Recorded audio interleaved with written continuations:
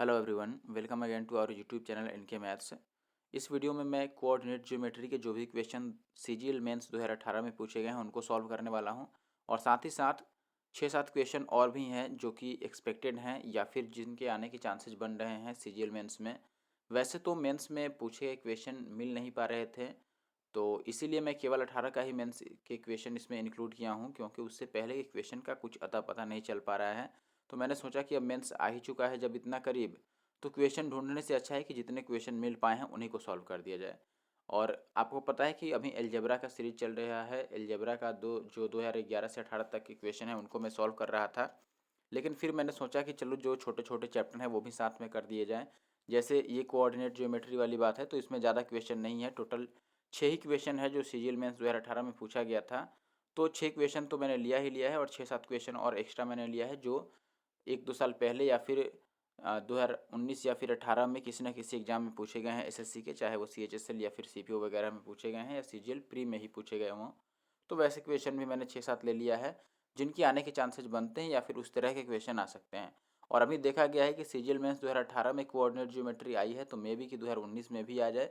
इसीलिए मैंने सोचा कि मेंस के पेपर होने से पहले ही ये करा दिया जाए, तो मैंने इस वीडियो को लेकर के और मैं हाजिर हूँ यहाँ पे।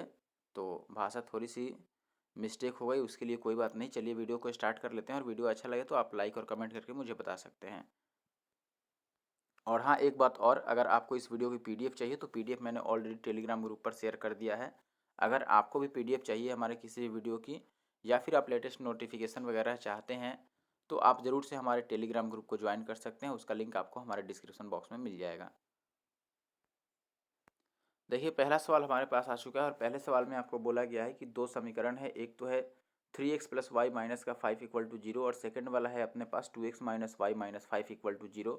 आपको बताना है कि इसके ग्राफ यदि बिंदु P अल्फ़ा और बीटा पर एक दूसरे को काटते हैं यानी कि इंटरसेक्ट करते हैं, तो 3 अल्फ़ा प्लस बीटा की वैल्यू क्या होगी। कोई बात नहीं, 3 अल्फ़ा प्लस बीटा की वैल्यू बता देंगे। पहले आप एक बात ये ध्यान रख लो कि ये जो दो इक्वेशन दे रखा है इससे दो लाइन बनेंगी। ठीक है, हर एक लाइन की इक्वेशन होती है एक अपनी पार्टिकुलर, और आपको पता है और नहीं पता है तो आप जान लो कि दो लाइन किसी भी बिंदु पर अगर इंटरसेक्ट करती है तो ये कॉमन पॉइंट हो जाती है, और ये वैल्यू देती है आपको एक्स वाई की। ठीक है, अगर दो लाइन है, मैंने ये कहा, आप ऐसे समझो, जिसने कोऑर्डिनेट ज्योमेट्री पढ़ा होगा उसको पता होगा। ठीक है, आपने भी पढ़ा ही होगा, लेकिन जो लोग नहीं पढ़े होंगे उनको मैं बात बता दूं कि अगर एक ये लाइन हो गई लेट से, और ये एक दूसरी लाइन हो गई, तो ये दोनों जिस बिंदु पर काट रहे हैं इसका मतलब ये दोनों ही बिंदु पर कॉमन है, और ये इसका आंसर होता है। आंसर का मतलब ये एक्स और वाई की वैल्यू बताता है आपको। अगर हम कोऑर्डिनेट को लिखते हैं तो एक्स और वाई के फॉर्म में ऐसे ही ब्रैकेट में लिखते हैं, जिसमें से पहली वैल्यू एक्स की होती है और दूसरी वैल्यू किसकी होती है, वाई की। और जो इंटरसेक्टिंग पॉइंट है जहाँ जहाँ पर दोनों लाइनें एक दूसरे को काटती हैं, वो इनका हल होता है। ठीक है, यानी कि दो अगर आपको इक्वेशन दे रखा है और अगर दोनों को आप सॉल्व कर लेते हैं, हल कर लेते हैं और एक्स वाई की वैल्यू निकालेंगे, तो ये वही इंटरसेक्टिंग पॉइंट देगा, यानी कि कटान बिंदु देगा, जहाँ से आपको एक्स और वाई की वैल्यू का पता चल पाएगा। तो इस सवाल में यदि हम इस दोनों को सॉल्व कर लें, ये जो हमें इक्वेशंस दो दे रखी हैं, अगर हम इनको सॉल्व करेंगे तो हमें एक्स वाई की वैल्यू का पता चलेगा। और एक्स वाई की वैल्यू को हम इस फॉर्म में भी लिख सकते हैं, लेकिन ये सवाल में कह रहा है कि ये जो काट रहे हैं दोनों रेखाएं या दोनों समीकरण, वो बिंदु पी अल्फा और बीटा पे काट रही हैं। तो यहाँ अल्फा बीटा से मतलब ये है कि ये केवल दिखावे के लिए अल्फा बीटा लिखा हुआ है। एक्चुअली में चूंकि ये कटान बिंदु है, इस पर एक एक दूसरे को काटते हैं, तो ये अल्फा जो है वो एक्स की वैल्यू है और बीटा जो है वो वाई की वैल्यू है। तो आपको ज़्यादा कुछ सोचना नहीं है ऐसे सवाल में, बस इस दोनों इक्वेशंस को सॉल्व कीजिए और एक्स वाई की वैल्यू निकालिए, वही कटान बिंदु होगा, और उसी में से एक्स की वैल्यू अल्फा की वैल्यू होगी और वाई की वैल्यू बीटा की वैल्यू होगी। तो चलिए हम सॉल्व कर लेते हैं इस दोनों इक्वेशन को। सॉल्व करने के लिए आपको पता है इसमें माइनस फाइव वाई है, इसमें प्लस वाई है, तो दोनों को हम जोड़ लेते हैं। अगर दोनों समीकरण को जोड़ेंगे तो आपको पता है कि वाई वाई तो कट जाएगा, और 3 और 2 5x बराबर कितना बच जाएगा, तो आप बोलें कि 5 और 5 माइनस का 10, यानी कि 5x बराबर 10 बचेगा, तो x बराबर कितना आ जाएगा दोस्त, 2 आ जाएगा। तो यहाँ से x की वैल्यू 2 आ गई, और अगर x की वैल्यू 2 आ गई तो किसी भी इक्वेशन में आप इसको पुट कर दीजिए। जैसे मैं सेकंड इक्वेशन में अगर पुट करूँ तो आप बोलेंगे कि x का जगह पर 2 रखने से 2 दूना 4, माइनस का y माइनस का 5 बराबर 0 हो जाएगा। तो y उधर चला जाएगा, तो y इक्वल टू कितना आ जाएगा, माइनस का 1। अब देखो, मैंने बोला था कि x और y का जो वैल्यू है वही अल्फा और बीटा का होगा, तो हम यहाँ से ये कह सकते हैं कि अगर x की वैल्यू 2 है तो अल्फा की वैल्यू भी 2 हो गई, और y की वैल्यू -1 आ गई, तो ये बीटा की वैल्यू हो गई। और हमसे 3 अल्फ़ा प्लस बीटा पूछा है तो हम बोलेंगे 3 अल्फ़ा के बदले में हम 2 रख देते हैं, और माइनस का बीटा पूछा है तो प्लस का बीटा पूछा है तो प्लस, और बीटा -1 है तो ये -1 आ गया, तो 3 दूना 6 में से 1 जाएगा तो 5 आएगा, और 5 इस सवाल का सही जवाब है। 5 इज़ द आंसर, तो ऑप्शन डी जो है ये सही उत्तर है। तो इस सवाल के आंसर 5 आ चुका है, और ऐसा एक दो और सवाल मैं करा देता हूँ। हालांकि इस तरह के सवाल रिपीट हो गए थे 2018 के मेंस में ही, ठीक है। तो 2018 के ही क्वेश्चन है जो इस तरह के और आए हैं, मैं आपको दिखाता हूँ अभी। देखिए जैसे ये क्वेश्चन नंबर 3 पे मैं आ चुका हूँ, और तीसरा सवाल सेम था, इसीलिए मैंने तीसरे सवाल को पहले ले लिया। यहाँ पर भी आपको दो इक्वेशन दे रखे हैं, और आपको बोला है कि दोनों जो इक्वेशन है ये प्रतिच्छेदन का मतलब होता है इंटरसेक्टिंग। इंटरसेक्ट करने का मतलब होता है काटना, ठीक है। प्रतिच्छेदन बिंदु यानी कि इंटरसेक्शन पॉइंट। तो ये दोनों अगर इस बिंदु पर काटते हैं तो जो कटान बिंदु का निर्देशांक होता है, कोऑर्डिनेट्स होते हैं, वो एक्चुअली में इन दोनों इक्वेशन को हल करने से मिल जाते हैं। यानी कि इन दोनों इक्वेशन को अगर आप सॉल्व करके एक्स वाई की वैल्यू निकालिएगा तो वही एक्स वाई कटान बिंदु होता है, ठीक है। और कटान बिंदु अगर आपको अल्फा बीटा दिया हुआ है, यानी कि अल्फा एक्स का मान है और बीटा क्या है, वाई का मान है, तो हम फिर से वही काम करेंगे जो पिछले सवाल में करे थे। अब दोनों में से आपको पता है कि हम कैसे सॉल्व कर सकते हैं, एक बार तो मैं इन्हें सही करके लिख देता हूँ। पहला इक्वेशन है हमारे पास 3x और माइनस का 5y इजक्वल टू का 19, और दूसरा इक्वेशन है अपने पास माइनस का 7x, मैं एक्स वाले को पहले लिख देता हूँ, माइनस का 7x और प्लस का 3y इक्वल टू -1। ये है, अब दोनों को हमें सॉल्व करना है। तो मैं क्या करता हूँ, यहाँ पर y वाले को कटा लेता हूँ। y वाले को कटाने के लिए आपको क्या करना पड़ेगा, तो आप बोलें कि ऊपर 3 से गुना करना पड़ेगा और नीचे 5 से गुना करना पड़ेगा, ठीक है। और फिर गुना करके हमें जोड़ना पड़ेगा। तो ऊपर देखो 3 से गुना करेंगे और नीचे 5 से, तो ये तो कट जाएगा, ये हमें पता है कि वाई वाला तो कटना ही है, क्योंकि हम वाई वाले को बराबर कर रहे हैं। एक्स वाला देखो, ये 3 यहाँ कितना हो जाएगा, 9x, और ये 5 सत्ते माइनस का 35x। तो अगर 9 में से 35 घटाओगे तो मुझे लगता है कि ये ज़्यादा हो जाएगा, कितना होगा, ये प्लस बन जाएगा एक्चुअली में, क्योंकि ये नहीं जोड़ना है ना हमें, 1 मिनट, ये जोड़ना है हमें, क्योंकि हम जोड़ रहे हैं, ये प्लस में है और ये माइनस में है, तो हम जोड़ रहे हैं। तो अगर जोड़ना है तो ये 3 या 9x और ये 7 पचे 35x जोड़ेंगे तो माइनस में आ जाएगा। 35 में से 9 घटा देंगे तो कितना आ जाएगा, माइनस का 35, तो 5 चला गया, और इधर से अगर हम 3 या 9 हो गया प्लस में, और ये 5 सते 35 माइनस का 35, तो इस हिसाब से तो ये बच जाएगा मेरे इस हिसाब से माइनस का 26x। राइट साइड में कितना बचेगा, 19 तियाँ हो गया 57, और 57 में से ये 5 जाएगा आपका, तो कितना बचेगा, 52। तो ये बचेगा हमारे पास 52। तो x की वैल्यू यहाँ से आ जाएगी 26 दूना 52 यानी कि -2। तो x की वैल्यू हमारे पास कितनी आ गई, -2। अब ये x की वैल्यू -2 आप किसी एक इक्वेशन में रख लो और y की वैल्यू निकाल लो। तो मैं बोल रहा हूँ कि इसको पहले ही इक्वेशन में रख देते हैं। अगर x की जगह पर आप -2 रखेंगे यहाँ पर, तो ये माइनस का 6 बन जाएगा, जो राइट साइड में जाएगा, तो 19 में से 6 जाएगा तो कितना हो जाएगा, तो आप बोलेंगे कि 13 हो जाएगा। कुछ गड़बड़ हो गया क्या, अच्छा प्लस में चला जाएगा ना, यहाँ पे माइनस का 6 बनेगा और राइट साइड में जाएगा तो प्लस में 25 बन जाएगा। तो y की वैल्यू 25 बटा -5 यानी कि y की वैल्यू -5 आ गई। अब x की वैल्यू आ गई -2 और y की वैल्यू आ गई -5, यानी कि जो x की वैल्यू है ये अल्फ़ा की वैल्यू है और y वाली बीटा की वैल्यू है। तो हमें बताना है 3 अल्फ़ा माइनस बीटा। तो 3 अल्फ़ा यानी कि अल्फ़ा की जगह पर -2 रखेंगे तो ये 3 दूना माइनस का 6, और माइनस बीटा, तो माइनस बीटा का मतलब +5 हुआ, तो ये 6 में से 5 जाएगा तो कितना आ जाएगा, -1। -1 का मतलब ऑप्शन बी जो है वो सही उत्तर है। आगे बढ़ते हैं और दूसरे सवाल पे आते हैं। देखें भाई, 2 नंबर जो सवाल है इसमें थोड़ा गौर फरमाइएगा। 2 नंबर सवाल में आपको बोला है कि एक इक्वेशन है, ये x माइनस का 7y इक्वल टू माइनस का 42, ये इसका जो ग्राफ है ये पॉइंट P पर y अक्ष को काटता है, ठीक है, यानी कि y अक्ष को इंटरसेक्ट करता है पॉइंट P पर। और जो दूसरा लाइन है इसका जो ग्राफ है ये पॉइंट Q पर x अक्ष को काटता है। तो आपको हमें ये वैल्यू बतानी है कि alpha plus beta plus gamma plus का डेल्टा बराबर क्या होगा। देखिए एक बात आप ध्यान से समझ लीजिए, ये बात आपको पता होगा कि अगर कोई लाइन, ये लाइन है लेट से, ये एक्स एक्सिस पर किसी भी पॉइंट पर काटती है, ये लाइन एक्स एक्सिस को अगर किसी पॉइंट पर काटती है तो इस पॉइंट पर x का ऑर्डिनेट तो होता है लेकिन y का ऑर्डिनेट 0 होता है, ये बात आपको पता होगा, ठीक है। और अगर ये y अक्ष को किसी पॉइंट पे काटती तो हम कहते हैं कि y वाला वैल्यू तो होता लेकिन x वाला वैल्यू 0 होता। आपको पता है कि शुरू में हम x लिखते हैं, ऐसे लिखते हैं ऑर्डिनेट्स को, पहले x फिर y। तो अगर x अक्ष पर कोई लाइन कटती है तो जिस बिंदु पर सॉरी एक्स की बात कर रहा हूँ मैं, तो जिस बिंदु पर एक्स अक्ष कटता है लाइन द्वारा, वो बिंदु जो होता है उसमें एक्स की वैल्यू होती है, लेकिन वाई क्या होता है उस पर जीरो होता है। यानी कि एक्स अक्ष पर वाई की वैल्यू जीरो होती है हमेशा किसी भी बिंदु पर, और वाई अक्ष पर एक्स की जीरो होती है। ठीक है, तो इसी का यूज यहाँ पर करना है और ये बात आपको पता होना चाहिए। तो देखो शुरू में वाई अक्ष पर काटा गया है, बिंदु पी जो है ये वाई अक्ष पर है, और वाई अक्ष पर होने के कारण हम यहाँ से कहेंगे कि वाई वाला जीरो होगा। वाई वाला कौन सा है, सॉरी वाई पर काटा है तो एक्स जीरो होगा। ठीक है, वाई पर अगर काट रहा है तो एक्स जीरो होगा, एक्स का मतलब अल्फा है एक्स की जगह पर, तो अल्फा क्या हो गया मेरे भाई, जीरो हो गया। तो यहाँ से हम एक बात कह सकते हैं कि अल्फा की वैल्यू जीरो हो गई। और बीटा आपको नहीं दिया है तो बीटा ज्ञात करना पड़ेगा। वैसे ही दूसरे कंडीशन में एक्स अक्ष को काटा गया है बिंदु क्यू पर, और अगर एक्स अक्ष को काटा गया है तो एक्स की वैल्यू होगी और वाई की जीरो होगी। तो वाई की जगह पर इस बार क्या है, दूसरे वाले लाइन में डेल्टा है, वाई की जगह पर डेल्टा है, तो हम ये कह सकते हैं कि डेल्टा की वैल्यू भी क्या हो गई, जीरो हो गई। अब हमें ज़रूरत है बस अल्फ़ा की वैल्यू निकालने की, सॉरी अल्फ़ा तो जीरो हो चुका है, बीटा की निकालने की और गामा की निकालने की। तो दो वैल्यू हमें निकालना है। तो इसके लिए हम क्या कर लेते हैं, इसमें मान रख लेते हैं। अब देखेंगे कि पहले इक्वेशन की अगर मैं बात करूं, पहला वाला यहाँ पे जो इक्वेशन दे रखा है, पहले इक्वेशन में आप देखेंगे कि अगर ये वाई अक्ष पर काटा है तो एक्स जीरो है, एक्स जीरो है तो एक्स की जगह पर जीरो रखने के बाद आपका बचेगा माइनस का 7y इक्वल टू माइनस का 42, यानी कि y कितना हो जाएगा 6। यहाँ से y का वैल्यू 6 आ गया, और जो y का वैल्यू 6 है ये एक्चुअली में बीटा के बराबर है, तो बीटा की वैल्यू 6 आ गई। ठीक है, अब आप आइए दूसरे वाले में। तो दूसरे वाले में आप देखते हैं कि दूसरा जो इक्वेशन यहाँ पे दे रखा है, इसमें आपको क्या दिया है कि 6x प्लस वाई और माइनस का 15 बराबर जीरो।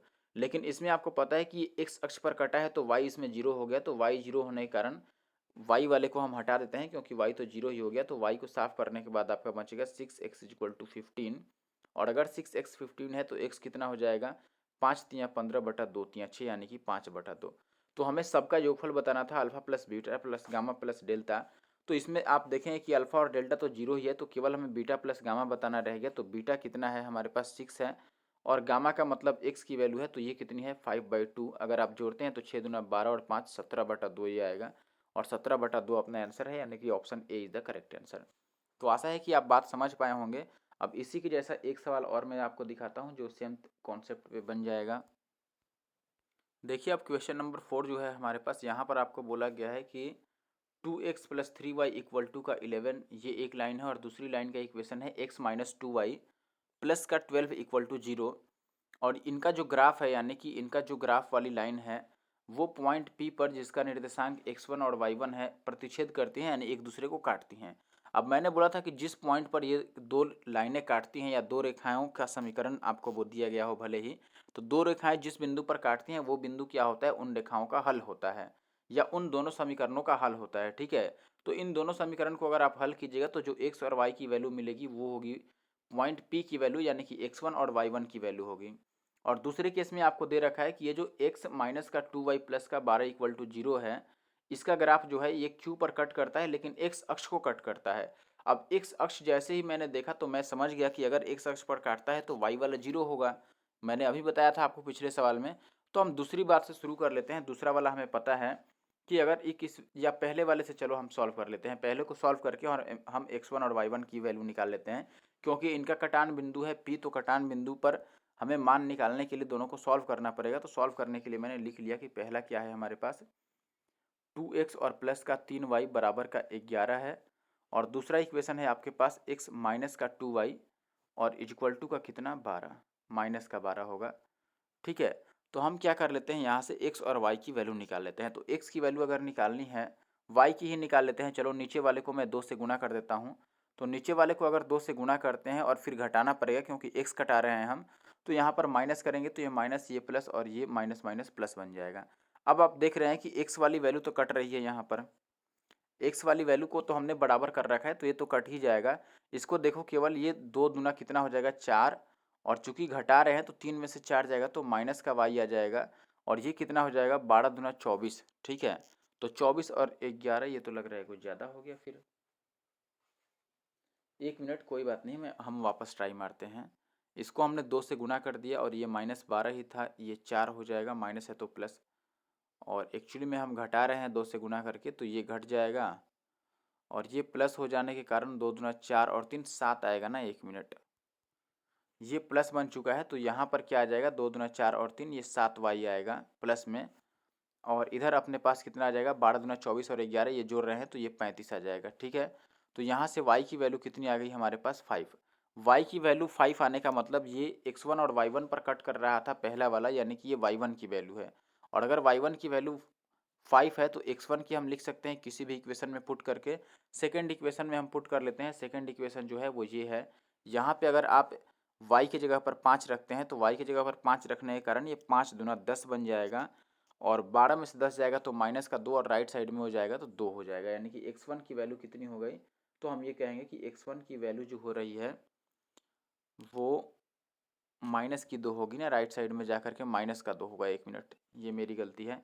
यहाँ पे आप जब y की वैल्यू को आप 5 रखेंगे तो 5 दूना 10 माइनस में होगा, यानी कि लेफ्ट साइड में तो प्लस में 2 बन रहा है तो राइट साइड में माइनस का 2 बन जाएगा।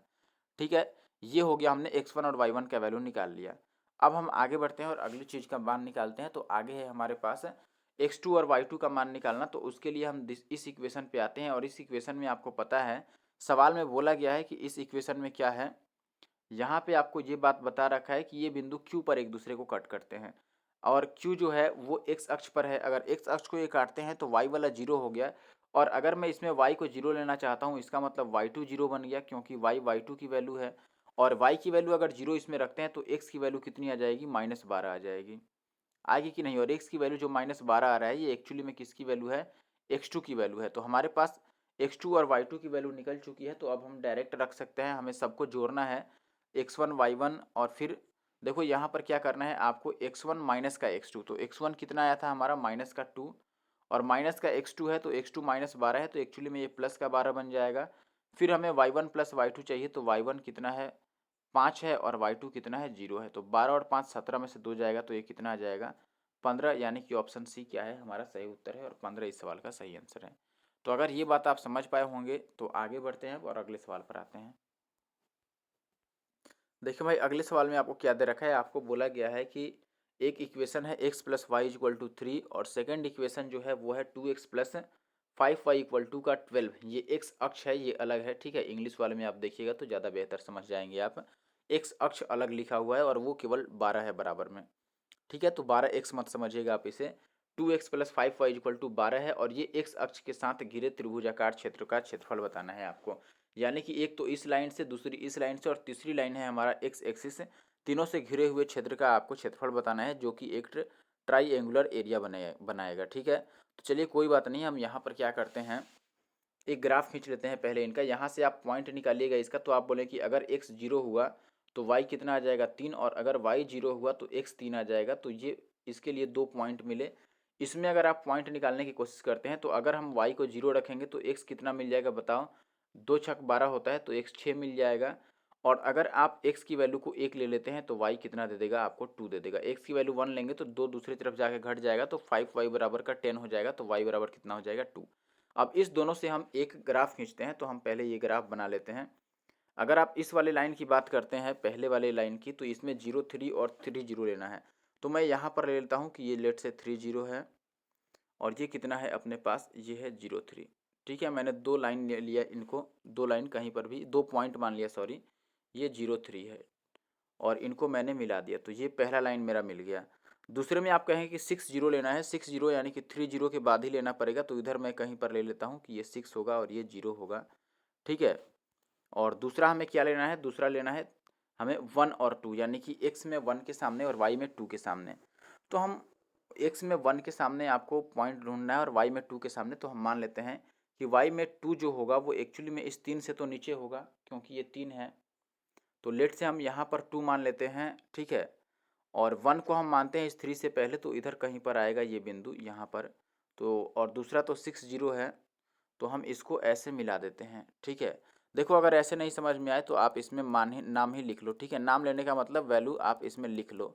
वैल्यू लिखने का मतलब क्या है, मेरा वैल्यू लिखने का मतलब है कि आप ऐसे ग्राफ बना दो।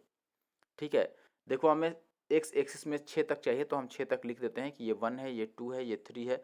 हालांकि इसकी ज़रूरत नहीं है, फिर भी मैं पहली बार आपको समझाने के लिए लिख रहा हूँ, वरना मैं लिखे ही बना देता। वैसे भी लिखना मैं कम पसंद करता हूँ, ज़्यादा लिखने की कोशिश नहीं करता हूँ। तो ये एक्स की वैल्यू हो गई। वाई पर आपको बस 3 तक की ज़रूरत है, तो हम 1 2 और 3 लिख देते हैं। ठीक है, वाई पर हमें 3 तक की ही ज़रूरत है, ये वाई हो गई। अब पहला आपका है 03 पॉइंट और 30 पॉइंट। तो आप बताइए इसमें 30 और 03 कहाँ पर होगा? तो अगर आप 30 देखेंगे तो x पर 3 आएगा और 0 तो y है तो x अक्ष पर ही होगा। और दूसरा है 0 और 3, तो 0 3 यानी कि x वाला 0 और y वाला 3, तो y वाला 3 यहाँ पर है। तो ये पहला पॉइंट हमारा बन गया, ये पहला रेखा मिल गया। और ये जो पॉइंट था ये कितना है हमारे पास? 0 3 है, ये है 0 3, 3 बन जा दोस्त, ये 3 है और ये हमारे पास है 30। अब इसको लिखने की हालांकि ज़रूरत नहीं है, इसको हम फिर भी लिख दिया हूँ तो अब लिख ही देते हैं। दूसरा है 60 यानी कि x पर 6 और y 0 तो यहीं पर हो जाएगा। और 1 2 यानी कि x में 1 के सामने और y में 2 के सामने आप देखते हैं कि यहाँ पर कहीं पर पॉइंट मिलेगा। ठीक है, x में आपको 1 के सामने सामने देखना है और y में 2 के सामने सामने देखना है, तो ये कोई पॉइंट है। और यहाँ से अगर आप काटते हैं ये एक्चुअली में इसी पर आके मिल जाएगा, यहाँ पर मिलता। और इसको आपको मिला लेना है किससे? 6 वाले से, क्योंकि ये 2 पॉइंट मिला है हमारे पास। ठीक है, तो ये दूसरा लाइन हो गया और हमें इस त्रिभुज का क्षेत्रफल बताना है जो कि एक्स एक्सिस से घिरा हुआ है और इस दोनों लाइन से घिरा है। अब इसका क्षेत्रफल बताना है तो हमें अगर इसका बेस और हाइट पता हो तो हम इजीली निकाल सकते हैं। तो बेस तो आप निकाल पाएंगे कि बेस यहाँ से यहाँ तक है, बेस ये वाली लाइन है और ये कितना है? 3 से लेकर 6 तक 3 यूनिट की लेंथ है। तो बेस हम यहाँ से कह सकते हैं कि बेस कितना यूनिट का है? 3 यूनिट का है। 6 में से आप 3 घटा दोगे, ये 6 है और ये 3 घटा दोगे तो भी आपको बेस मिल जाएगा कि बेस कितना है? 3 यूनिट है। अब हाइट की बात करते हैं तो हाइट एक्चुअली में यहाँ से यहाँ तक के बराबर है और ये वाई अक्ष पर 2 को डिनोट करता है, यानी कि ये 2 यूनिट है। तो हम ये कह दिए कि हाइट जो है वो 2 यूनिट है और बेस जो है ये 3 यूनिट है। तो एरिया कितना होगा? 1/2 और बेस इंटू हाइट, तो बेस 3 है और हाइट कितना है? 2, तो 2 से 2 कट जाएगा तो आंसर कितना आ जाएगा? 3। अब देखिए सवाल तो ये काफ़ी ईजी है, अपना आंसर भी आ गया है 3। सवाल भी बहुत ईजी है, लेकिन बस आपको समझाने के लिए मैंने तरीके से इतना किया। वरना अगर आप बाकी वीडियो मेरा देखे होंगे तो मैं काफ़ी फास्ट करने की कोशिश करता हूँ और आपको बेस्ट तरीका बताने की कोशिश करता हूँ। तो यहाँ पर भी वही काम मैंने किया है, बेस्ट तरीका बताने के चक्कर में मैं थोड़ा सा लंबा खींच दिया मैंने सवाल को। लेकिन उससे आपको घबराने की ज़रूरत नहीं है, आप अगर यहाँ पर सही से समझ पाएंगे तभी तो एग्जाम में जा कर के बेटर काम कर पाएंगे।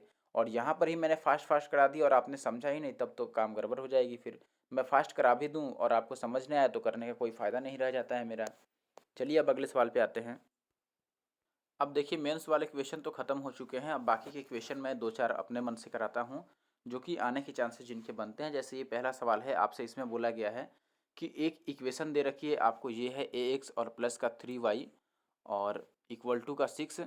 और आपको बोला गया है कि यदि इसकी स्लोप, स्लोप को हिंदी में ढलान बोलते हैं या फिर ढाल बोलते हैं केवल, तो यदि इसकी ढाल -2/3 है तो a का मान क्या होगा? अब देखिए कोई भी आपको इक्वेशन दे रखी है अगर, तो उसकी ढाल हम यानी कि स्लोप कैसे निकालते हैं? तो अगर सिंगल इक्वेशन है तो आपको इसको इस फॉर्म में लिखना पड़ेगा y = mx + c। और इस फॉर्म में अगर आप लिख पाते हैं तो यहाँ पर m जो होता है इसी को हम स्लोप बोलते हैं कि यहाँ पर m जो है ये स्लोप की वैल्यू है, हिंदी में इसको ढाल बोलते हैं कि ये ढाल की वैल्यू है। तो हम इस फॉर्म में लिखने की कोशिश करते हैं इस लाइन को। तो अगर आप इस लाइन को इस फॉर्म में लिखने की कोशिश कीजिएगा यानी कि y बराबर क्या होगा ये निकालना है यहाँ से। तो आप इसको इसमें से अगर y की वैल्यू निकालेंगे तो आप बोलेंगे कि 3y = तो हो जाएगा आपका 3y = कितना हो जाएगा? 6 माइनस का ax। और अगर यहाँ से आप y बराबर लिखना चाहते हैं तो हमें x वाले को पहले लिखना है, तो मैं x वाले को पहले लिख देता हूँ। ये हो जाएगा माइनस का a/3x और फिर प्लस का 6/3 यानी कि ये 2, इतना वैल्यू हो जाएगा। और ये देखो अब इस फॉर्म में आ चुका है जिस फॉर्म की मैं बात कर रहा था।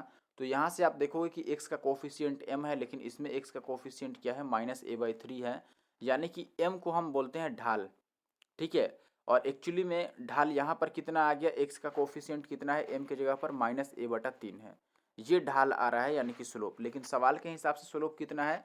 -2/3 है, तो हम इसको -2/3 से इक्वेट कर देते हैं। तो ये 3 से 3 कट जाएगा, माइनस से माइनस कट जाएगा, तो a की वैल्यू कितनी बच जाएगी? 2। और 2 इस सवाल का आंसर है। तो अब आगे बढ़ते हैं और ये आसान सवाल था, मुझे आशा है कि आप समझ पाए होंगे। ढाल कैसे निकालते हैं मैं थोड़ा सा आपको बता देता हूँ। ढाल का मतलब वैसे तो स्लोप होता है और किसी भी लाइन का अगर आपको स्लोप निकालना है, मैंने कोऑर्डिनेट की 1-2 वीडियो ऑलरेडी बना रखी है बेसिक से, जिसमें बातें बता रखी है। अगर आपने नहीं देखा है तो आप देख लीजिएगा। अगर आपको किसी लाइन का स्लोप निकालना है और वो लाइन अगर ये एक्स एक्सिस के साथ थीटा एंगल बनाती है, इस तरीके से आपको लिखना चाहिए। एक्चुअली में धनात्मक एक्स एक्सिस के साथ आपको चेक करना रहता है, यानी कि पॉजिटिव एक्स एक्सिस के साथ वो थीटा एंगल बनाती है, तो जो स्लोप होता है उसका m बराबर वो हम लिखते हैं tan थीटा। एक तरीका तो ये है स्लोप निकालने का tan थीटा से। दूसरा है कि अगर एक ही लाइन पर दो पॉइंट आपको पता है, एक पॉइंट जैसे x1 x2 है, x1 y1 सॉरी, पहला पॉइंट x1 y1 है और दूसरा पॉइंट आपका x2 और y2 है, तो हम यहाँ पर स्लोप कैसे लिखते हैं, यहाँ पर लिखते हैं कि अगर एक लाइन दो बिंदुओं से पास करती है तो उसका स्लोप m बराबर होता है, ये होता है y2 माइनस का y1 और नीचे होता है x2 माइनस का x1। ये तरीका है। या फिर अगर आप y बराबर एम एक्स प्लस सी के रूप में लिख पाते हैं किसी एक इक्वेशन को, तो यहाँ से भी x का जो कोफिशियंट होता है वो होता है स्लोप। तो ये सारी बातें आपको पता होनी चाहिए। एक और बात पता होनी चाहिए, एक दो बात मैं बता देता हूँ कि अगर दो समांतर लाइनें हैं यानी कि दो पैरेलल लाइन्स हैं तो उनका स्लोप क्या होता है, सेम होता है, m1 इक्वल टू m2 आप कह सकते हैं अगर दो लाइनें समांतर हैं। मैं इनको हटा के लिख देता हूँ। देखिए ये एक लाइन l है और इसका स्लोप जो है ये m1 है और ये दूसरी लाइन है m और इसका सॉरी हाँ चलो m ही है और इसका स्लोप क्या है, m2 है। और अगर ये दोनों लाइनें एक दूसरे के समांतर हैं तो आप कहें कि इनके स्लोप भी इक्वल होते हैं। दो समांतर लाइनों के स्लोप क्या होते हैं, बराबर होते हैं, ढाल बराबर होते हैं। और अगर ये दोनों लाइन लंबवत हैं एक दूसरे के, तो अगर दो लाइन ये एल होता और ये एम होता और दो लाइनें अगर एक दूसरे के लंबवत हैं तो इनका जो स्लोप होता है उनका प्रोडक्ट क्या होता है, -1 के बराबर होता है। ठीक है, यानी कि m1 डॉट m2 बराबर -1 होता है कब, जब दो लाइनें एक दूसरे के पैरेलल हो, उनके बीच 90 डिग्री का कोण बनने लगे तब। तो ये सारी बातें आपको स्लोप से रिलेटेड याद रखनी है। अब आगे आते हैं और एक दो सवाल और कर लेते हैं। अब देखिए इस सवाल में भी स्लोप का काम है। इस सवाल में आपको बोला गया है कि ए बी सी डी जो है वो एक समांतर चतुर्भुज है यानी कि पैरेललोग्राम है और आपको बोला गया है कि ए बी सी के जो कोऑर्डिनेट्स हैं वो हैं 5 0 -2 3 और -1 और 4। तो आपको ए डी का इक्वेशन बताना है। ठीक है, तो इक्वेशन बताना है लाइन का, और लाइन का इक्वेशन निकालने का तरीका क्या होता है मैं आपको बता देता हूँ। किसी भी इक्वेशन पर अगर मान लो ये लाइन है, लेट से ये लाइन है और इस पर आपको पॉइंट एक पता है कि ये एक पॉइंट है आपका एक्स वाई या x1 y1 ही, लेट से x1 y1 आपको पता है कि ये x1 है और ये y1 है। तो हम इस पॉइंट का और इसका ढाल भी आपको पता है कि इसका जो स्लोप है वो m है। तो हम इस लाइन का अगर इक्वेशन लिखते हैं तो इक्वेशन ऑफ द लाइन हम कैसे लिखते हैं, y माइनस का y1 और इक्वल टू m और इंटू का x माइनस का x1। ये तरीका होता है इक्वेशन ऑफ द लाइन लिखने का। ये x1 है लास्ट में, y माइनस का y1 equal to m into X minus x1। यानी कि किसी भी पॉइंट, किसी भी लाइन पर एक पॉइंट पता होना चाहिए और उसका स्लोप पता होना चाहिए तो हम निकाल पाएंगे इजीली। तो हम यहाँ पर देखते हैं, देखिए कि यहाँ पर आपको क्या बोला गया है, ए बी सी डी एक समांतर चतुर्भुज है। समांतर चतुर्भुज है तो मैं यहाँ पर समांतर चतुर्भुज एक ड्रॉ कर लेता हूँ। मान लीजिए ये हो गया हमारे पास ए बी सी डी। तो हम ए बी सी डी किसी तरह से इसका नाम रख देते हैं। लेट से ये ए है और इसको मैं बी मान लेता हूँ और ये सी है, फिर ये डी है। अब आप बोलेंगे कि इसमें हमें ए बी सी तीनों का निर्देशांक पता है। ए का निर्देशांक सवाल में दे रखा है कितना है, तो आप बोलेंगे कि ए का जो है ये 5 और 0 है, बी का पता है आपको -2 और 3 है और सी का भी पता है -1 और 4 है। और हमें चूंकि वैल्यू बतानी है ए डी की, ए डी का समीकरण बताना है, तो मैंने बोला था कि समीकरण कैसे निकाल सकते हैं, y माइनस y1, यानी कि उस लाइन पर एक पॉइंट पता होना चाहिए और उसका ढाल पता होना चाहिए। तो आप बोलें कि ए डी लाइन पर एक पॉइंट तो पता है, पॉइंट ए जिसका निर्देशांक हमें दिया हुआ है। तो ए डी लाइन पे एक पॉइंट पता है लेकिन ढाल नहीं पता है, तो हम ढाल कैसे निकालेंगे। मैंने बोला था कि अगर दो लाइन पैरेलल्स होते हैं तो दोनों के ढाल क्या होते हैं, बराबर होते हैं। और यहाँ पर आप देखेंगे कि जो ए डी है ये एक्चुअली में पैरेलल है किसके, बी सी के। तो अगर मैं बी सी का ढाल निकाल लूँ तो वो ए डी के ढाल के बराबर हो जाएगा। और बी सी का स्लोप तो हम निकाल सकते हैं कैसे, देखिए बी सी का स्लोप अगर आप m बराबर निकालेंगे तो आपको फार्मूला पता है y2 माइनस y1 बटा x2 माइनस x1। तो y2 यानी कि 4 माइनस 3 जाएगा तो कितना हो जाएगा, 1, और नीचे x2 माइनस x1 यानी कि -1 में से -2 घटाएंगे तो ये मिल जाएगा कितना, 1। यानी कि ये m की वैल्यू तो कितनी आ गई, 1 आ गई। तो अब हम इक्वेशन ऑफ द लाइन लिख सकते हैं ए डी की।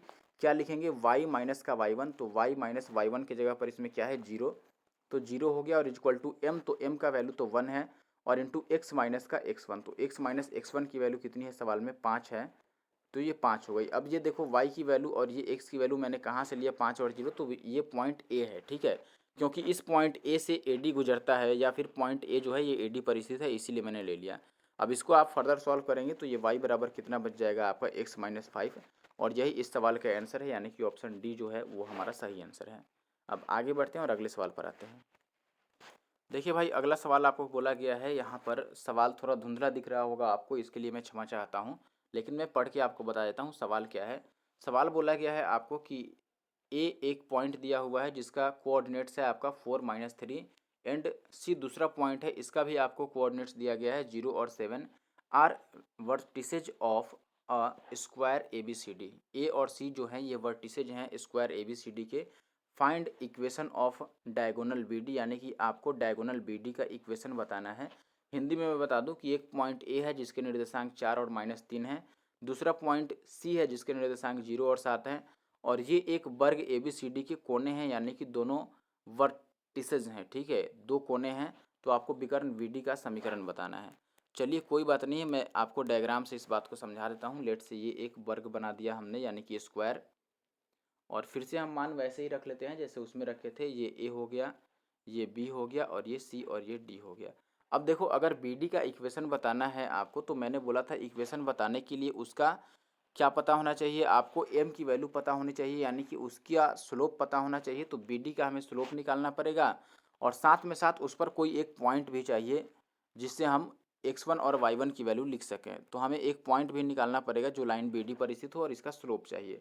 तो देखिए, अगर मैं यहाँ से ये कहूँ कि ए सी को और बी डी को मैं मिला देता हूँ, ठीक है, तो ए सी को भी मैंने यहाँ से, यानी कि दोनों डायगोनल्स खींच दिए, तो आपको पता होगा कि वर्ग जो होता है, यानी कि जो स्क्वायर होता है, इसमें डायगोनल्स जो होते हैं वो एक दूसरे के लंबवत होते हैं, यानी कि परपेंडिकुलर होते हैं।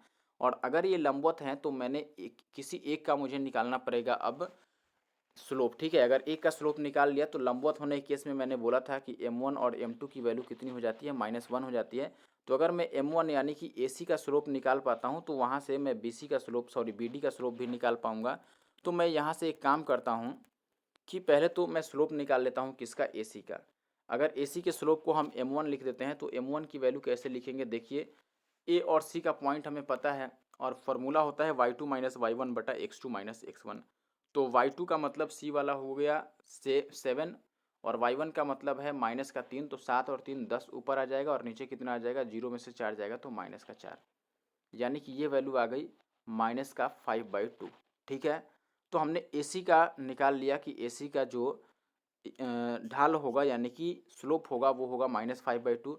अब अगर मैं BD की निकालता हूँ, तो BD चूँकि लंबवत है, तो मैं ये लिख सकता हूँ कि m1 और m2 की वैल्यू -1 होनी है, और अगर m1 की वैल्यू -5/2 है, तो ये और इंटू का m2 = -1 है, तो यहाँ से माइनस माइनस कट जाएगा, और m2 की वैल्यू क्या आ जाएगी, तो आप बोलेंगे m2 की वैल्यू 2/5 आ जाएगी।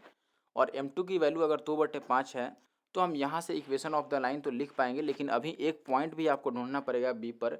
तो बी पर ये जो कटान बिंदु है दोनों डायगोनल्स का, आपको पता है कि डायगोनल्स जो काटते हैं एक वर्ग में, वो मध्य बिंदु होता है। ठीक है, तो ये जो कटान बिंदु है ये एक्चुअली में मध्य बिंदु है, किसका, AC का कह लो या फिर BD का। तो अगर ये AC का मध्य बिंदु है, तो मध्य बिंदु के हम निर्देशांक निकाल सकते हैं। इस पॉइंट को मैंने O ले लिया, तो एक O के लिए अगर आपको निर्देशांक निकालना है x और y की वैल्यू, तो आप बोलेंगे कि x की वैल्यू क्या हो जाएगी, x1 + x2/2 होती है। तो यहाँ से आप 4 में 0 जोड़ोगे तो 4/2, यानी कि ये 2 आ जाएगा।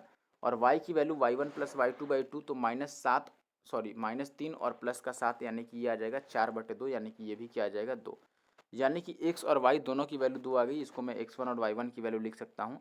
अब हम इजली यहाँ पे लिख सकते हैं कि इक्वेशन ऑफ द लाइन अगर AC के लिए आपको, सॉरी BD के लिए बताना है, तो आप बोलेंगे कि BD के जो इक्वेशन होगा BD का, वो होगा y - y1। तो y - y1 की जगह पर 2 है, और इंटू का m, तो m के बदले में 2/5 आ गया है। m2 हमें लिखना पड़ेगा BD के लिए, और x - x1, तो x - x1 की जगह पर 2 है।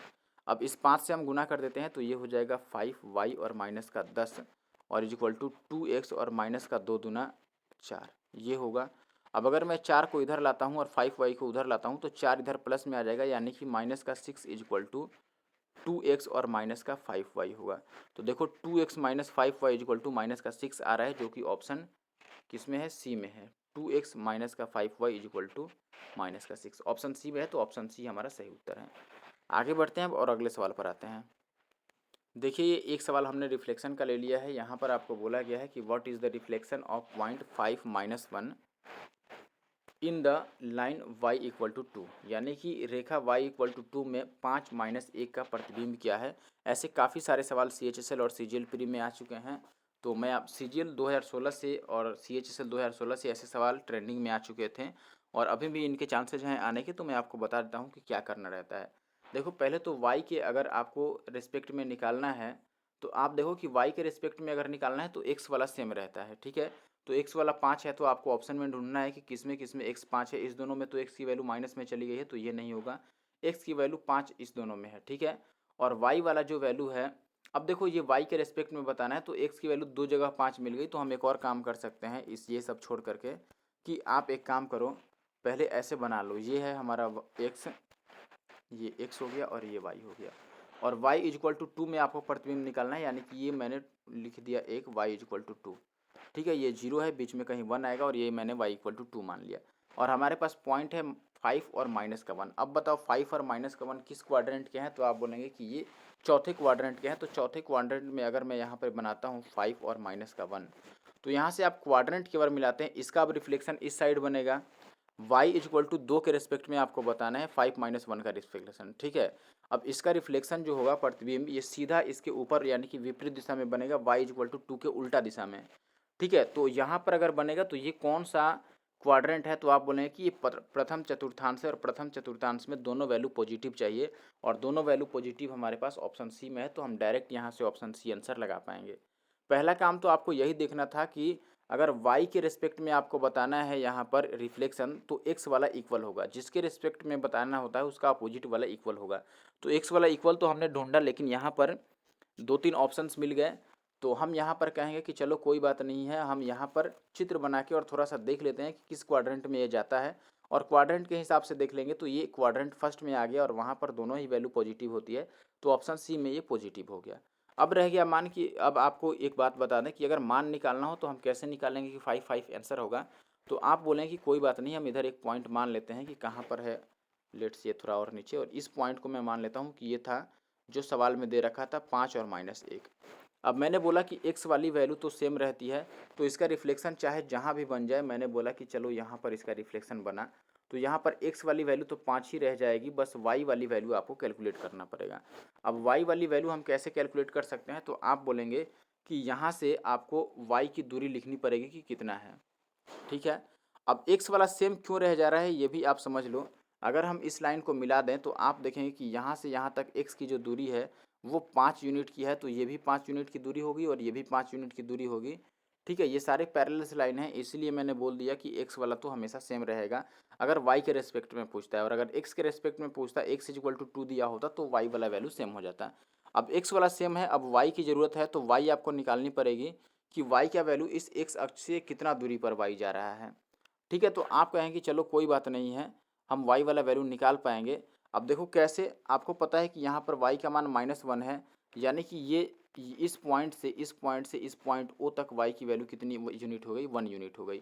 और यहाँ से यहाँ तक आपको पता है कि y कितनी यूनिट है, ये y बराबर 2 लिखा गया है, यानी कि यहाँ से यहाँ तक y कितना यूनिट है, 2 यूनिट है। यानी कि पूरा ओवरऑल आप यहाँ से यहाँ तक बोल सकते हैं कि 2 और 1 ये कितना यूनिट है, 3 यूनिट की दूरी पर है। और अभी हमें ये ऊपर वाला भी लिख करके जोड़ना है, तो हमें एक्चुअली में जोड़ना कहाँ से है, आप ये समझ लो, एक्स अक्ष से ऊपर आपको बताना है यहाँ तक कि वाई की लेंथ क्या होगी। तो आप बोलेंगे कि हमें एक्स अक्ष से अगर ऊपर बताना है, तो ये बात ध्यान रखिएगा, पहला बात कि ये जितनी दूरी यहाँ पर है इतनी दूरी ये यहाँ से भी ऊपर होगा, ठीक है। रिफ्लेक्शन का मतलब क्या है, रिफ्लेक्शन का मतलब इस पॉइंट पर ये कट कर रहे हैं, तो यहाँ से जितने दूरी पर है ये पॉइंट, लेट से मैं इस पॉइंट को ए मान लेता हूँ, और रिफ्लेक्शन वाले पॉइंट को मैं बी मान लेता हूँ, और जहाँ पर ये कट करते हैं उसको मैं मान लेता हूँ सी। तो ये अगर सी पर कट करते हैं तो आप बोलेंगे कि सी से ए की जो दूरी होगी उतना ही दूरी होगा बी से किसका, सी का। तो हमने ये बता दिया कि सी से ए तक की जो दूरी थी वो 3 यूनिट थी, ये 2 था, ये 1 था। तो सी से ए तक की दूरी अगर 3 यूनिट थी तो बी से सी तक की दूरी भी कितनी यूनिट होगी, 3 यूनिट होगी। और अगर मैं बी से सी तक को 3 मान लूँ, और आपको पता है कि ये कितना यूनिट है, ये 2 यूनिट है, ठीक है, क्योंकि यहाँ से यहाँ तक 2 यूनिट है, वाई बराबर 2 खींचा गया है, तो ये 2 यूनिट है। तो आप यहाँ से y की वैल्यू लिख पाएंगे कि 3 और 2, y की वैल्यू कितनी हो गई, 5। तो ऐसे आप निकाल सकते हैं, ये निकालना भी आसान है, बस आपको समझने में थोड़ी परेशानी हो रही होगी पहली बार अगर समझ रहे होंगे तो, और अगर आप पहले से जानते हैं तो आप आसानी से समझ पाएंगे इसको। लेकिन इतना करना नहीं है, ठीक है, ये तो करने का तरीका है, लेकिन इतना करना नहीं है आपको। क्यों नहीं करना है मैंने पहले ही आपको बता दिया कि क्यों नहीं करना है, ठीक है। वैसे तरीका और भी है आपको निकालने का, जैसे ये y बराबर 2 पर पूछ रहा है, तो ये इसका डबल करके और इसको जोड़ लो आप, तो वैसे भी 5 आ जाता है, लेकिन वो करने की ज़रूरत नहीं है, वो सब उतने ट्रिक व्रिक में पढ़ने की ज़रूरत नहीं है। आपको बस 2 ही बात ध्यान में रखना है रिफ्लेक्शन निकालते समय। पहला तो कि अगर y के रिस्पेक्ट में पूछ रहा है तो x वाला सेम होगा, और x के रिस्पेक्ट में पूछ रहा है तो y वाला सेम होगा। यहाँ y के रिस्पेक्ट में था तो मैंने x वाला बोला कि सेम चेक कर लो, तो 2 ऑप्शन आपको मिल गया। और दूसरा बात कि आपको और ये क्वाड्रेंट्स मिला लेना है, यानी कि देखना है किस चतुर्थांश में जा रहा है और माइनस प्लस एक्स वाई का क्या होगा।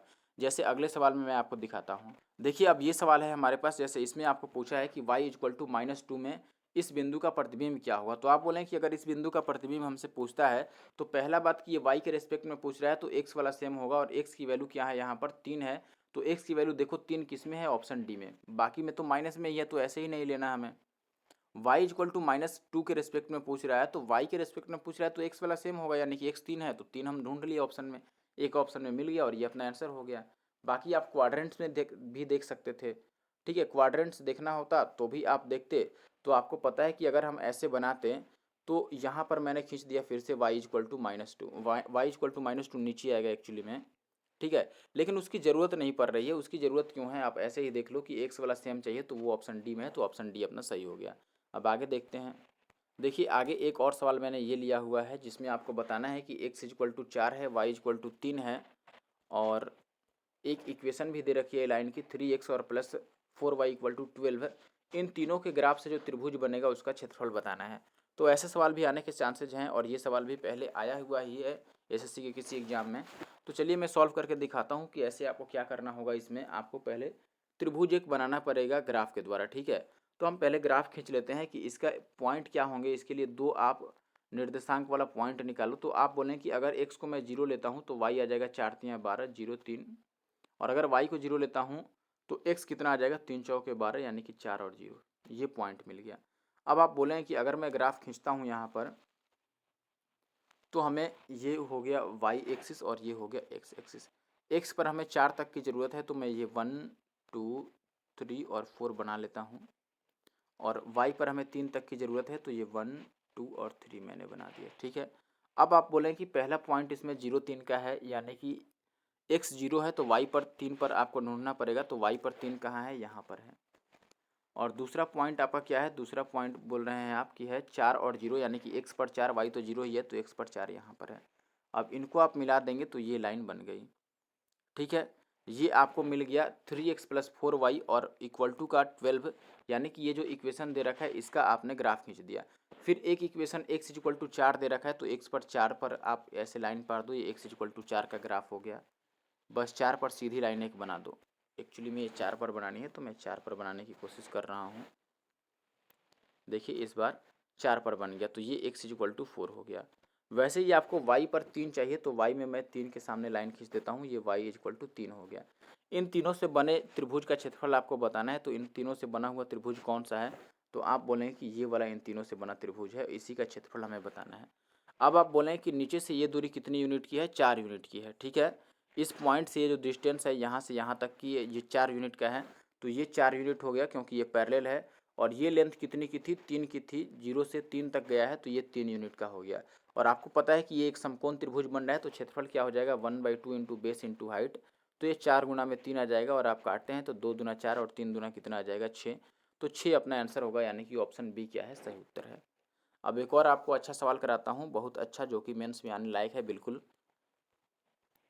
देखिए अब यहाँ पर एक सवाल है, आपको ये बोला गया है कि 2 रेखाएं हैं, एक है 5x plus 7y equal to का 35, दूसरा है 4x प्लस का 3y इक्वल टू का 12, और आपको बताना है कि x अक्ष से बने त्रिभुज का क्षेत्रफल। अब x अक्ष का मतलब क्या है, आप वापस से पढ़िएगा तो समझ में आ जाएगा।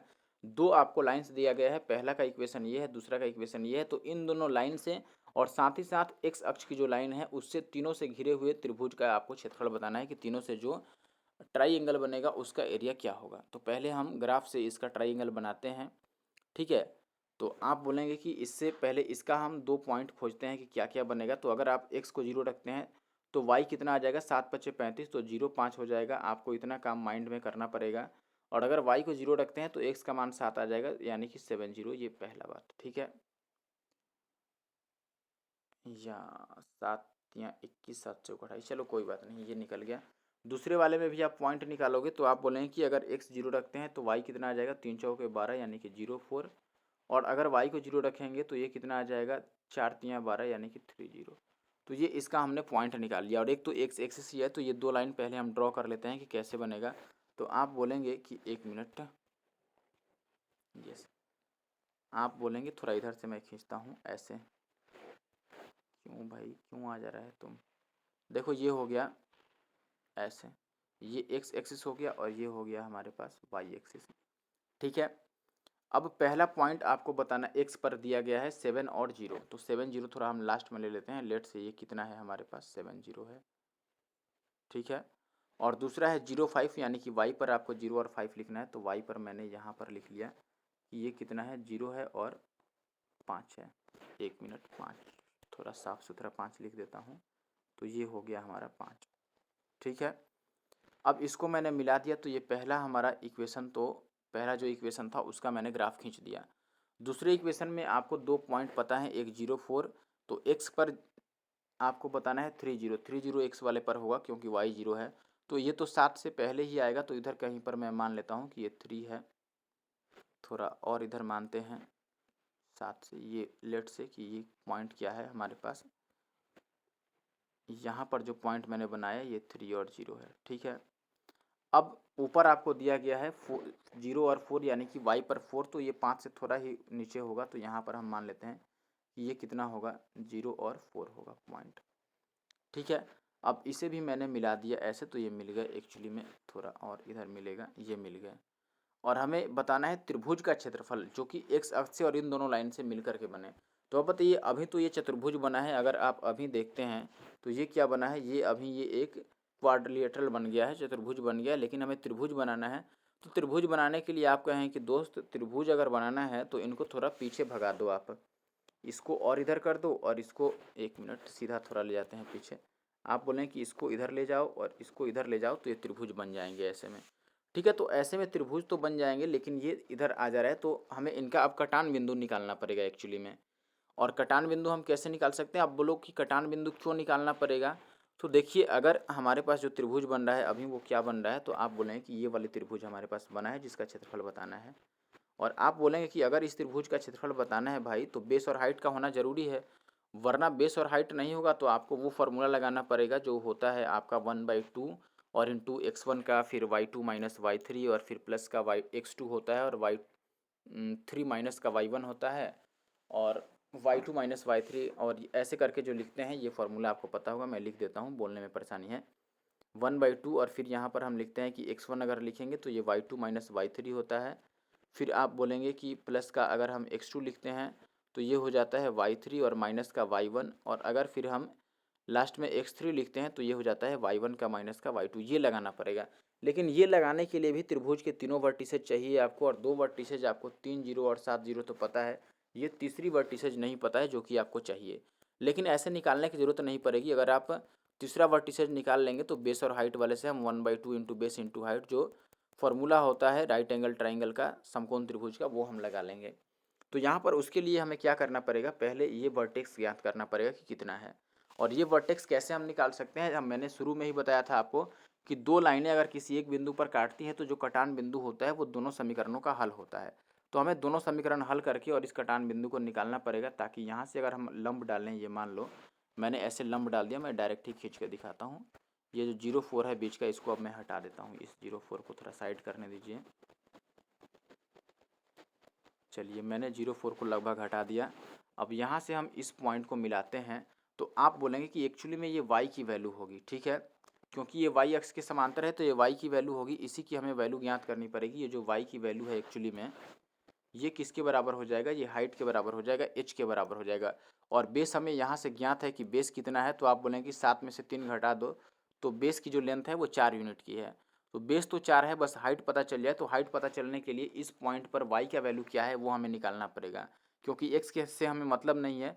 तो y की वैल्यू अगर निकालनी है तो इस दोनों इक्वेशन को हम क्या करते हैं, जो सवाल में हमें दोनों इक्वेशन दे रखे हैं यहाँ पे, इनमें से हम क्या करते हैं कि x वाले को कटा करके और y की वैल्यू निकाल लेते हैं। तो यहाँ से अगर आप इनको सॉल्व करते हैं, देखिए, तो सॉल्व करने के लिए आपको x वाला कटाना है, तो पहले वाले को हम किससे गुना कर लेते हैं, 4 से, और दूसरे वाले को 5 से, दूसरे वाले को 7 से, सॉरी।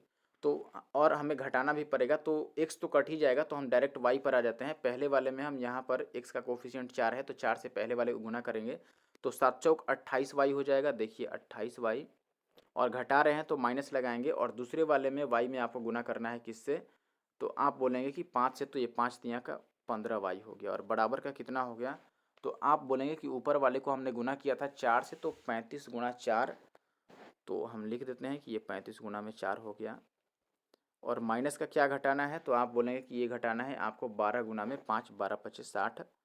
ठीक है, ये हो गया। तो आप यहाँ से बोलेंगे कि ये 13y बराबर कितना आ जाएगा, ये 5 चौ का 20 का 0, तो लास्ट में 0, और 4 तियाँ 12 और 2 14 में से 6 जाएगा, तो 8 80 आ जाएगा। यानी कि y की वैल्यू यहाँ से क्या आ गई, y की वैल्यू आ गई 80 और बटे का 13। तो y की वैल्यू हमने निकाल लिया 80 बटे 13, और यही h की भी वैल्यू है। तो हमारे पास बेस और हाइट पता है, तो अब हम त्रिभुज का क्षेत्रफल लिख सकते हैं। कैसे लिखेंगे, त्रिभुज का जो क्षेत्रफल होता है वो होता है 1/2 इंटू बेस इंटू हाइट। तो मैं यहाँ पर इस छोटे से भाग में लिख देता हूँ कि 1/2, और बेस हमारे पास 4 था, और हाइट कितना आ गया 80 बटे का 13। ठीक है, तो आप इस 2 से काटेंगे तो ये 2 दूना 4 आ जाएगा, तो 80 दूना 160 आ जाएगा। तो हमारा जो आंसर आएगा वो ऊपर 160 आएगा और नीचे 13 आएगा। 160 बटा 13, यानी कि ऑप्शन डी जो है वो सही उत्तर है। तो इसका, इस सवाल का जो आंसर है वो है 160 बटे 13। और ये आखिरी सवाल था इस वीडियो का। आपको ये कोऑर्डिनेट वीडियो ज्योमेट्री की वीडियो कैसी लगी, सॉरी कहने में थोड़ा गड़बड़ हो गया, यानी कि मिस्टेक हो गया। तो ये वीडियो आपको कैसा लगा आप ज़रूर से मुझे कमेंट करके बताइएगा। कोऑर्डिनेट ज्योमेट्री की वीडियो ये सीजीएल मेंस के लिए थी और आप सबके लिए थी। आपको कैसी लगी वीडियो आप ज़रूर से कमेंट करके बताइएगा, और अगर अच्छा लगा तो लाइक कर लीजिएगा, और चैनल पे नए होंगे तो डेफिनेटली सब्सक्राइब भी कर लीजिएगा। Thank you for watching the video.